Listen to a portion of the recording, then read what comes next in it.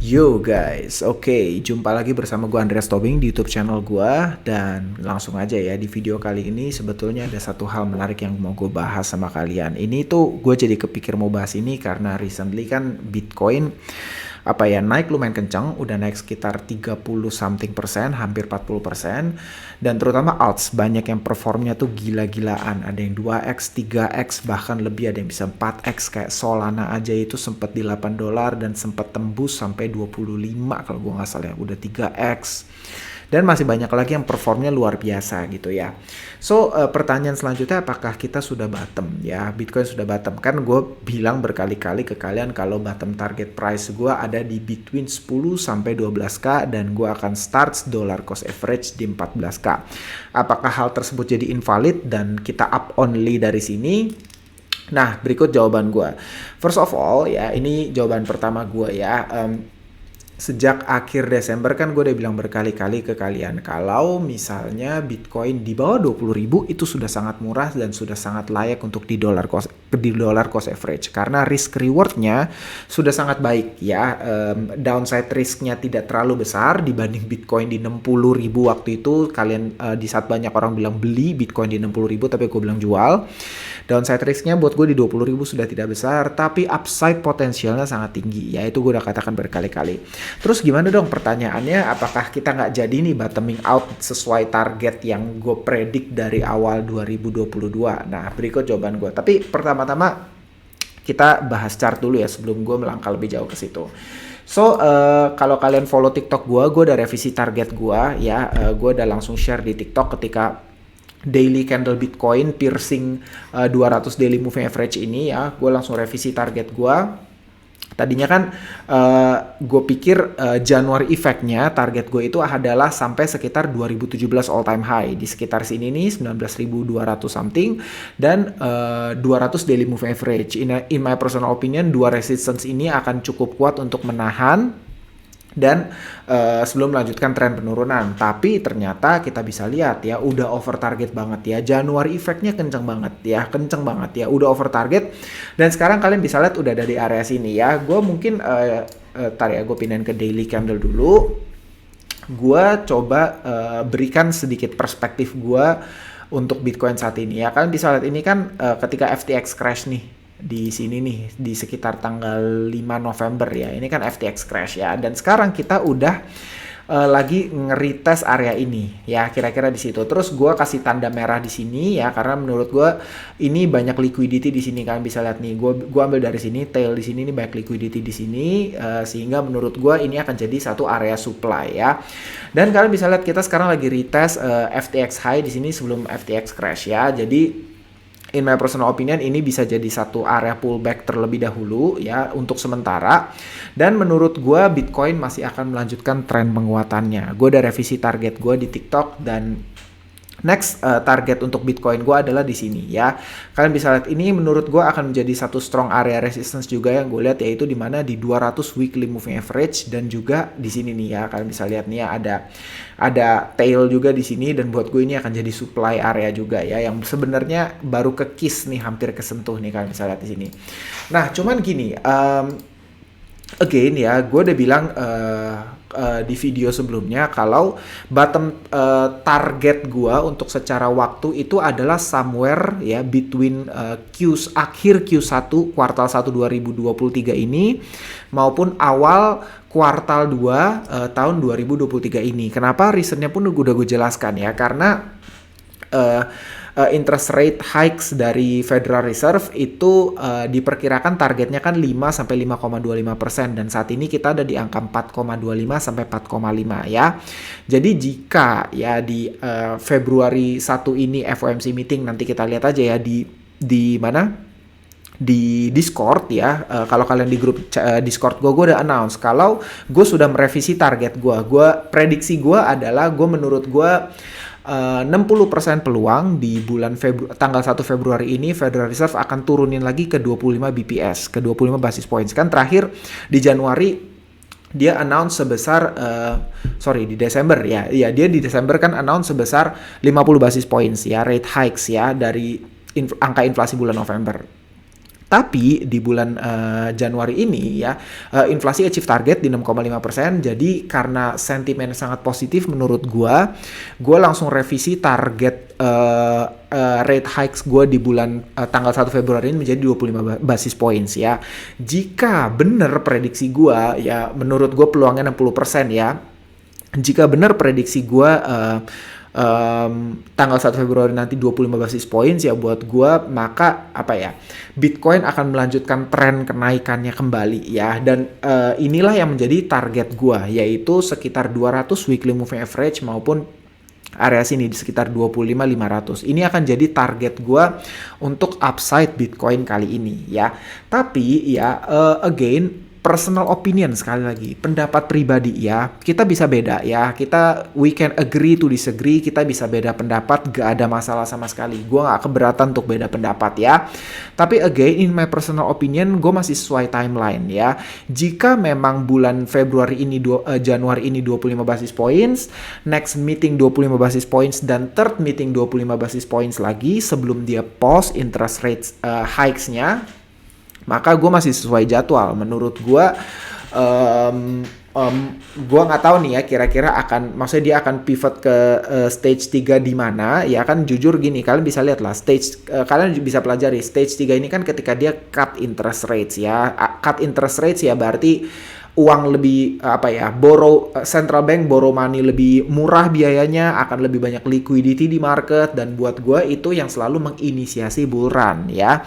Nggak cuman di kripto tapi stock market juga. Dan buat gue equity market, kripto, dan stock market itu punya korelasi yang cukup erat gitu. Walaupun gue udah berkali-kali katakan juga, personal opinion menurut gue kripto closer to bottom dibandingkan stock market ya. Makanya menurut gue kripto akan head start dibandingkan stock market, khususnya apalagi kalau kalian lihat stock market US. Tapi buat gue di next cycle ini yang justru bakal panas itu mungkin ya, in my personal opinion adalah stock market Asia khususnya ya, atau negara-negara BRICS, Brazil, Russia, India, China, dan juga gue sampai lupa Afrika ya. Itu personal opinion sekali lagi ya. Tapi tetap conviction tertinggi gue adalah di kripto.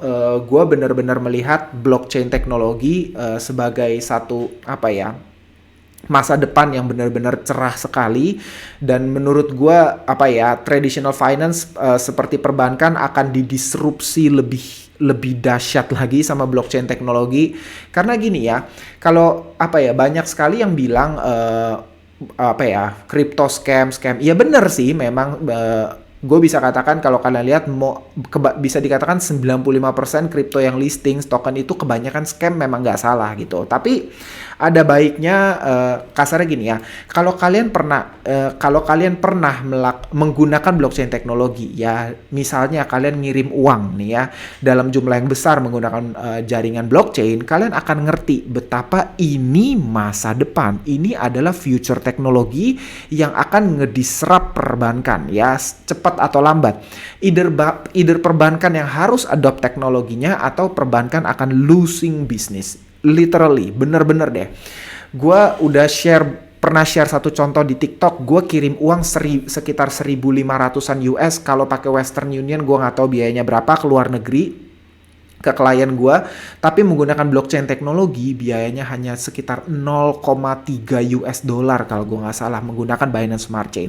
Murah sekali, dan di situ conviction gue semakin kuat. Gue yakin banget crypto blockchain teknologi adalah future gitu. Tapi tentu nggak semua, sebagian kecil saja yang memang legit, yang memang bener, yang memang terutama smart contract lah, layer 1 itu buat gue overall itu safer play dibandingkan kita ngomong meme atau project-project baru yang ya mungkin masih dibangun dengan narasi, kira-kira gitu ya. Jadi again, agenda gue masih sama ya. Untuk bottom price prediction gue belum berubah sampai saat ini, tapi belum berubah ya. Itu gue masih pada analisa gue sebelumnya.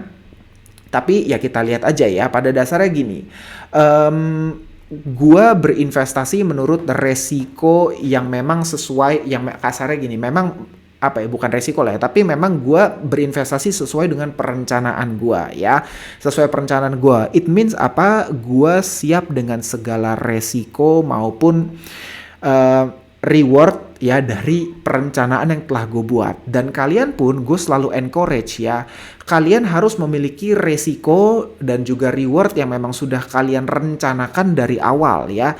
Jangan pernah kalian investasi sekedar ikut-ikutan ya, apalagi ikut gue. Jangan gue nggak pernah encourage kalian untuk ikut-ikutan beli sesuai bottom price target gue. Nggak pernah ada satu video pun gue encourage kalian untuk ikutin gue, enggak ya. Gue hanya secara terbuka memberikan pendapat dan analisa, itu yang selalu gue lakukan secara terbuka.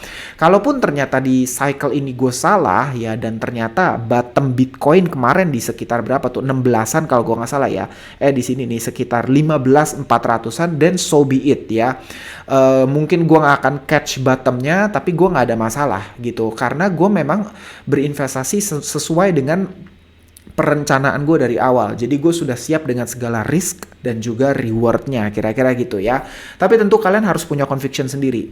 Yang jelas menurut gue persamaan gue dan kalian semua yang nonton video ini adalah satu, kita long term bullish ya. Itu nggak bisa kita sangkal, kita long term bullish. Pada dasarnya berapa kasarnya gini, siapa yang bisa catch bottom ya, siapapun yang bisa catch bottom price adalah orang yang sangat-sangat beruntung ya buat gue. Dan itu nggak perlu kita perdebatkan, nggak perlu kita kayak wah lu ketinggalan kereta, no, gue nggak pernah ngomong kayak gitu ke orang gitu ya. Kemarin pun ketika gue berubah bearish di akhir tahun 2021, gue nggak pernah ngata-ngatain orang yang juga buy di 60.000 ke atas gitu, ataupun buy Solana di 200. Gue nggak pernah ngata-ngatain mereka ya. Pada dasarnya gue hanya fokus edukasi, gue hanya share, memberikan analisa dan pendapat. Dan sekali lagi gue selalu bilang, ini disclaimer, kalian harus tetap pelajari terlebih dahulu sebelum berinvestasi, karena kalian yang harus punya convictionnya sendiri, kalian harus punya perencanaan dulu sebelum berinvestasi, kalian hitung resiko dan rewardnya layak atau tidak, kira-kira gitu ya. Tapi bottom line menurut gue tetap Bitcoin di 20 ribuan itu murah ya. Jadi buat kalau kalian memang long term investor dan kalian mau kalian nggak mau pusing-pusing trading, dollar cost average adalah pilihan terbaik, literally ya. Dollar cost average aja, nggak usah pusing-pusing denger omongan gue bottom di mana, bener deh, nggak usah pusing-pusing, karena bisa aja gue salah ya, Itu yang pertama ya, kalian bisa lihat ya. Itu jadi hal pertama yang masih menjadi satu ganjalan di gue, yang membuat gue berpikir kita sepertinya belum bottom, walaupun sudah banyak sekali orang yang call out bottom ya. Plus ya, in my personal opinion, sekali lagi personal opinion gue, ini looks like ini lebih nampak seperti bear market rally buat gue, atau eco bubble, ketimbang memang sudah bottoming out ya. Gue expect dengan pergerakan Bitcoin yang seperti ini akan banyak chop ke depannya ya. Dalam bulan-bulan ke depan market akan sangat liar, akan sangat choppy sekali. Dan buat kalian yang trading, hati-hati, kalian harus sangat berhati-hati untuk jaga risk reward, sangat hati-hati. Personally mungkin di next cycle ya, gue nggak akan gitu banyak trading menggunakan leverage. Instead gue udah punya strategi sendiri, DeFi strategi yang memang sudah gue sempurnakan setelah 1 tahun research. Tapi sayangnya DeFi strategi ini menurut gue sangat ekspensif, jadi gue hanya akan share ke mereka yang join workshop gue di tanggal 28 Januari nanti ya. Itu yang pertama yang gue mau bahas dari sisi chart dulu ya. Tentu kita lihat dari sisi chart dulu, baru kita lanjut ke yang lain. Ada poin kedua yang gue mau bahas yang cukup menarik. Gue nggak tahu, gue yakin buat kalian menarik di sini ya. Gue tunjukin chartnya. Ini adalah minor capitulation ya. Kalian bisa lihat ya. Minor capitulation ini adalah saat dimana Bitcoin miners ya. Jadi Bitcoin miners ini mereka ngejual stoknya mereka jualan, dan akhirnya market reset ke market seolah-olah reset lah ya. Itu statement yang lebih tepat. Kalian bisa lihat nih di sini ya, di sekitar di sini ya, di cycle pertama miners sell out, and then kita start cycle baru dengan apa nih, kalian bisa lihat warna biru yang baru ya, seolah-olah kayak udah ada kayak miners baru gitu lah ya. Tapi gue jujur nggak bener-bener bisa menginterpretasikan chart ini dengan sangat baik. Tapi buat gue simple sekali ya. Ketika merah ini sudah overheated, dia baru cycle baru akan dimulai dengan warna biru ya. Ini juga sama ya, di tahun cycle kedua di akhir 2018 ya, akhirnya miner capitulate ya, fresh cycle yang baru dimulai ya. Di sini ini yang belum kita lihat ya, ini masih merah gitu ya. Gue udah ini salah satu materi yang gue share di seminar gue, by the way, di workshop gue di awal Desember dan di video TikTok juga. In my personal opinion, menurut gue kalau kita mau ini mungkin sekali lagi ya, so far di 2 cycle sebelumnya ini jadi satu pertanda yang akurat bahwa memang Bitcoin sudah bottom dan akan start new cycle gitu ya. Dan mungkin menurut gue sangat besar kemungkinan di cycle kalian juga sama. So ini salah satu hal yang gue tunggu juga, yaitu ini balik ke biru lagi ya, sehingga ini benar-benar capitulate di sini, balik ke biru lagi dan kita start new cycle, kira-kira seperti itu ya. Cuman balik-balik kalian tetap harus riset sendiri ya. Kalian harus research, benar-benar gue encourage kalian selain riset juga kalian harus punya perencanaan sebelum investasi, karena jangan sampai deh kalian cuman invest ikut-ikutan, bahkan ikut-ikutan gue, jangan ya. Gue selalu bilang berkali-kali, gue belum tentu 100% benar, gue sangat bisa salah ya. And then satu lagi ya, walaupun gue mungkin belum beli Bitcoin, Ethereum atau Binance, tapi today udah gue announce di TikTok ada satu kripto yang gue beli ya, itu STFX. Kalian bisa lihat, kalian bisa pelajari dulu, itu salah satu project yang menurut gue cukup unik, sangat unik ya. Gue belum pernah lihat project kayak STFX. Dan ya gue punya conviction yang cukup tinggi. Gue udah ikut gue ikut kayak whitelisted campaign-nya dan gue sudah dapat whitelist-nya dan gue pun invest ya. Jadi walaupun gue belum beli big cap seperti Bitcoin, Ethereum maupun Binance, tapi udah satu tahun beberapa bulan terakhir gue tuh aktif research project-project yang baru, karena menurut gue kalau mau kasarnya gini ya, pada dasarnya walaupun gue bilang teknologi, gue sempat singgung soal teknologi, tapi gue cukup yakin kalian semua yang invest tujuannya pasti adalah profit ya, dan profit terbesar justru kita bisa temukan di project-project yang baru launching ya, yang baru launching, punya narasi yang baik, punya tim yang baik. Itulah yang buat kripto tersebutlah yang paling berpeluang untuk perform dengan sangat luar biasa di next cycle ya. Jadi kalau gue bilang, jadi STFX pun gue beli, gue udah share terbuka di TikTok, dan itu bukan sesuatu yang akan gue tradingkan sama sekali, enggak, tapi itu adalah salah satu investment gue untuk cycle berikutnya ya. Termasuk ada beberapa juga yang udah gue beli yang akan benar-benar gue jadikan invest sampai dengan next cycle, kira-kira gitu ya.